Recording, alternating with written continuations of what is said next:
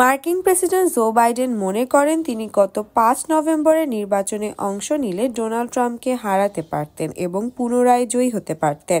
স্থানীয় সংবাদ মাধ্যমকে দেওয়া এই সাক্ষাৎকারে এ দাবি করেন বিদায়ী এই মার্কিন প্রেসিডেন্ট। বৃহস্পতিবার এক প্রতিবেদনে এই তথ্য জানিয়েছে ব্রিটিশ সংবাদ মাধ্যম।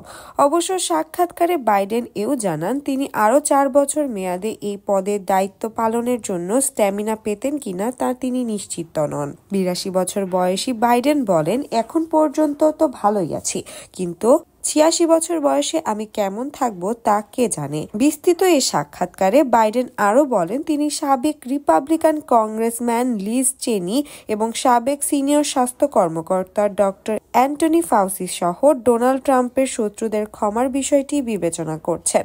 বুধবার প্রকাশিত এই সাক্ষাৎকারে বাইডেন বলেন, নভেম্বরের নির্বাচনের পরপরই ট্রাম্পের সঙ্গে ওভাল অফিসে বৈঠকের সময় সম্ভাব্য ক্ষমা সম্পর্কে তিনি স্পষ্টভাবে কথা বলেছেন। ইউএস টুডেকে দেওয়া এই সাক্ষাৎকারটি এখন পর্যন্ত প্রিন্ট প্রকাশনায় দেওয়া বাইডেনের একমাত্র বিদায়ী সাক্ষাৎকার। মূলত বাইডেনের কাছে মিডিয়া অ্যাক্সেস কঠোরভাবে নিয়ন্ত্রণ করত হোয়াইট হাউস এবং বিদায়ী এই প্রেসিডেন্ট গত বছর ২১ জুলাই থেকে আর কোনো সংবাদ সম্মেলন করেননি। মূলত সেই সময় প্রেসিডেন্ট নির্বাচনের দৌড় থেকে ছিটকে যান তিনি।